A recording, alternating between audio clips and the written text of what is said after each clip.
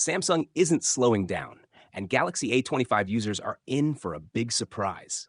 Just 8 weeks ago, the Galaxy A25 got its Android 15-based One UI 7 update, and now Samsung is already testing Android 16 with One UI 8 for this mid-range beast. That's right, Samsung is moving fast, and it looks like you won't have to wait long for the next major upgrade. Here's what's happening.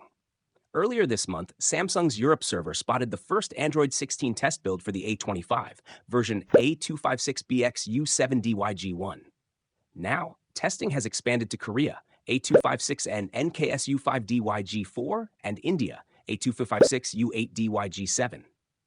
These are internal stable builds, meaning Samsung is polishing things up before rolling them out to the public. The version jumps from YG1 in Europe to YG4 in Korea, and YG7 in India show that testing is progressing quickly, which could mean the rollout is closer than we think.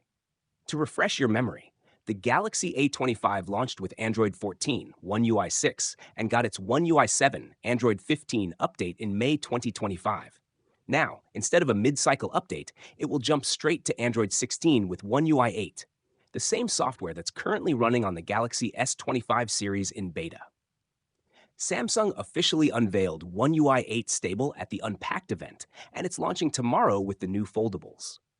After that, Samsung will gradually push the update to older devices, and the A25 seems to be high on the list. If you own a Galaxy A25, get ready. Android 16 is coming sooner than expected. Are you excited for One UI 8? Comment below and let us know which feature you're most hyped about. Don't forget to hit that like button and subscribe. We've got all the latest Samsung updates coming your way.